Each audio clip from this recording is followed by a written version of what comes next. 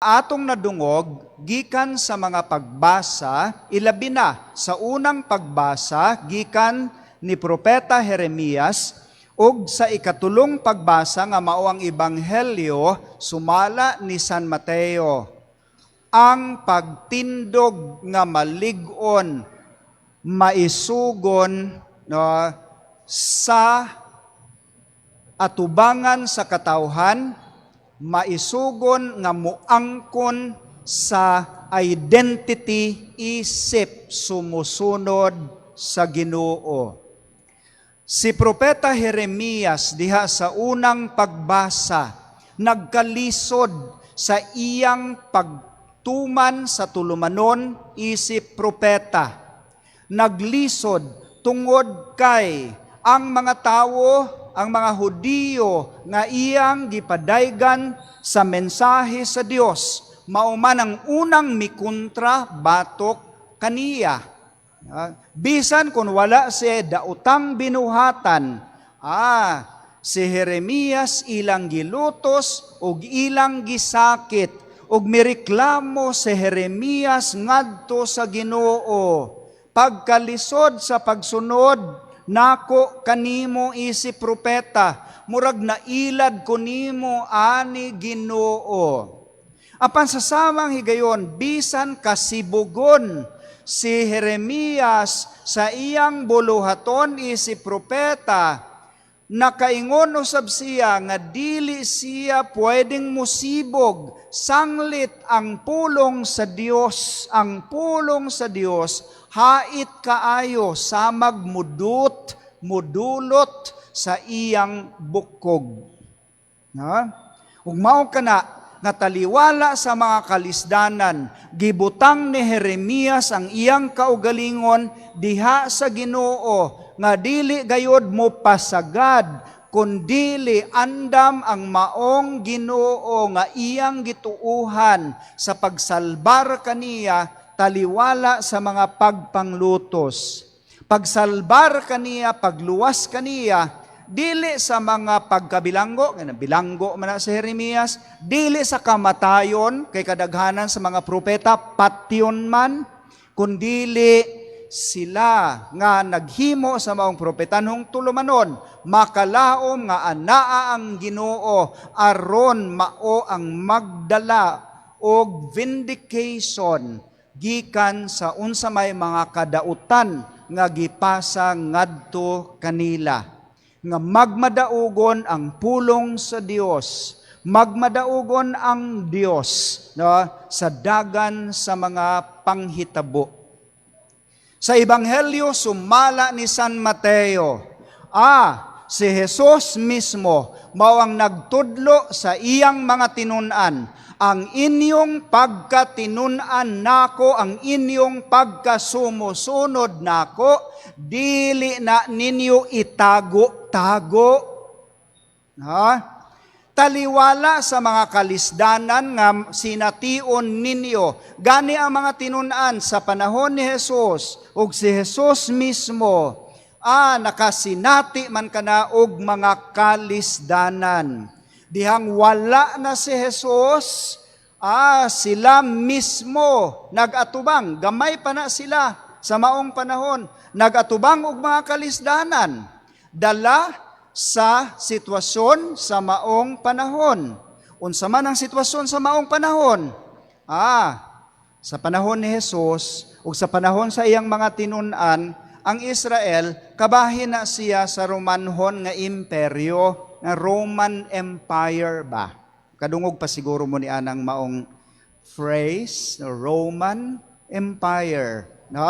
O diha na ng maong sitwasyon nga anaa ang Roman Empire, lisod kadto ang pagpadayag sa ilang identity isip mga sumusunod ni Jesus. Apan mipasalig siya, ayaw itago-tago, ipadayag, didto sa mga atop ipakita nga hayag, sa hayag nga pamaagi ang inyong pagkatinunan. Nga taliwala sa mga kalisdanan, anaa ang amahan nga naghatag kaninyo og bili, Miingon si Jesus, bililhon manggani sa amahan ang sayaw, na nga pwedeng paliton sa kabos, pwede sa ilang panahon mo ilang dakpon sa kabos kay aron ilang ikasudan. Wala manggani mahulog nga sayaw, kaila pamug sayaw, no? Dili na siya sayaw, di sayaw, no? Nga bililhon kini, walay mahulog nga sayaw, nga wala makahibalo ang amahan. Walay buhok, no, sa tawo nga wala maihap sa amahan. Nga ambot ipasabot ni ana, ang amahan nakailagayod sa matag usa sa mga tinunan.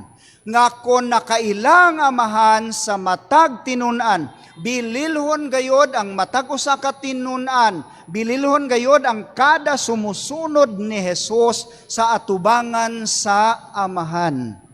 Mao nga miingon si Jesus, ang kuna ako ninyo, no? Ipadayag ako ninyo sa ibabaw sa mga atop, ipadayag ako ninyo, ipadayag ang mensahe sa gingharian sa Dios, bisan paglisod kini kay anaa ang amahan nga mao ang nagatiman kaninyo.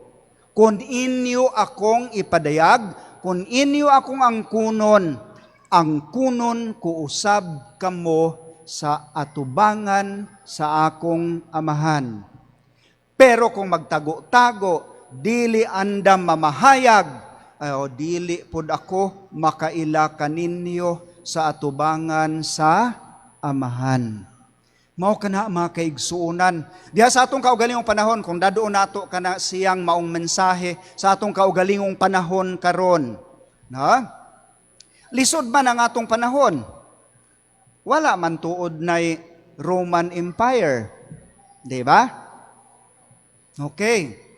Pero naay mga kalisdanan sa pagpamahayag ug sa pagpuyo sa atong pagkasumusunod ni Jesus, no? Daghan nga mga kalisdanan nga pwede natong ato bangon. Usa na ni ana nga kalisdanan, unsaon ka nato nga ang atong pagkasumusunod ni Jesus mapadayag pud na, no, diha sa atong kinabuhi, human kita magkatigom sa Eucharistikanhong kasaulugan matag Domingo, no? Lisod ba yan ng tinuuray tang mupuyo sa atong pagka-sumusunod ni Jesus? Kung atuan na kita, magpadayon na kita sa atong inadlaw-adlaw nga mga tulumanon, pagtrabaho, o uban pang mga buluhaton nato isip mga Kristiyano. Pwede ba ya nga mahabilin ra sulod dinhi sa atong simbahanan ang atong pagka-Kristiyano? Kay maugyod nang nanghitabo sa kinatibukan dinis Pilipinas, ay andam ra kayo tang manghambog. Mga Katoliko Kristyano, mga 85% sa populasyon. Mayong ka 85% sa 110 million, aporting daghana ni ana. Pero, mayong ko, way kalidad. Nganong nagkayamukat man ang dagan sa atong katilingban. No? So, ngayon na natong tanawon mga kaigsuunan. No? Lain nga kalisdanan. Ang ato bayang panahon karon, no? Dali kaayo nga mo hangop sa unsay dili tinuod. Na? Andam nga mo embrace sa unsay bakak. Na? Gamiton tang example, kung wa baka ta mahug ni ana. Na? Pag-abot na ako dinhi, ay Ginoo ko pagkadagko sa akong nawong dihas gawas. Na? Unya, batanon kaayo, no? Oo. Moto niyong ko photoshopped, no? Karaan na nga picture nang nakuha, makakita mo karon nga idara naman ko, diya magtanaw-tanaw mo, mura og kanang Wa pay sakit sa tuhod, wa pay sakit sa kasing-kasing, no? May nana nga murag wa pa mo taas ang kolesterol, no? Okay. Ngayon, tangtango naman anako inigkahuman aning Domingguha, no? Oo, okay, ato nang itabon dihag unsay atong katabunan ni ana, no? Okay? Kay dili na matinud-anon nga picture, no? Ay moadto tas kuan kamong tanan dinhi na amoy Facebook. Para manas mga idaran na kuno ang Facebook para sa mga batanon TikTok, no? WhatsApp, unsa pa na dihang para sa mga batanon. Unsa inyong profile sa inyong Facebook? Arang kahamis, no? No? Nya batanon, no? Murag gamay kay hawak, no? Taliw-tiw kaayog ilong. Unang giilad ang kaugalingon. Ha? Unang kalisdanan nga lisod ay pagdawat nga kunot naman di ay, no? Kung dili tabunan ang liog tagiptipon man di ay, no? Pero diha sa kuan ako no? Ritukada man po ng K-pop, no? Murag amgid gyud, no? Ingon ni ana, no? Kung nangilad na ganit ang daan, unsaon pa kanato pagbarog sa unsay tinuod suma sa ebanghelyo, no? Nakita nga mga tinunan mo ingon, oo, ingon ani ako, no? Ingon ani ako, no? Naganamog katiguang, kunot na ang nawong, sakit na ang tuhod. Apan taliwala ni ana, mamahayag ako nga tinunan ako ni Jesus. Aron ang kunon usab ako niya inigabot sa panahon. Ha? Kalisdanan, lain na kalisdanan sa atong panahon karon. Kanang maningkamot nga honest. Daghan ro mga batanon nga naka-uniform sa mag-sports, mga batanon. Hoy, mag-basketball mo ron? Magliga? Unsa may mahitabo ron? Opening sa liga? Okay. Diha sa pagduwa. Unsa may atong kinaiya sa pagduwa? Tanawa na ninyo ha? Kay basin gusto gyud mong makadaog kamong tanan sa duwa na ginay makadaog na ay mapilde. Pero kung manikas na diha sa duwa, maniko na diha sa duwa kay aron lang gyud, no? Wa na diha, no? Ang pagkatinunan. Play your games fairly. Play your games honestly, no? Kay kung naanad nga matinud-anon, magmatinud-anon usab diha unya sa kinabuhi. Kanang mga kawatan karon diha sa katilingban, nagsugod man na ba samtang batanon pa. No? Diha sa mga panimalay, kanang mga ginikanan nga dili na lang mangitag subay gikan sa mga anak. No? Kung inyo nang papalitog suka gikan sa Shopee, inyong binlan o kwarta, o nya dili na naiuli ang sukli, ay kuyaw na, sinugdanan na. Naay mga konkretong kalisdanan sa atong panahon karon. Apan gipahinumduman kita ni Jesus nga taliwala sa maong kalisdanan, mobarog kita, dayag ang atong identity kung kinsa kita. Kung iyang mga sumusunod, matinod anon.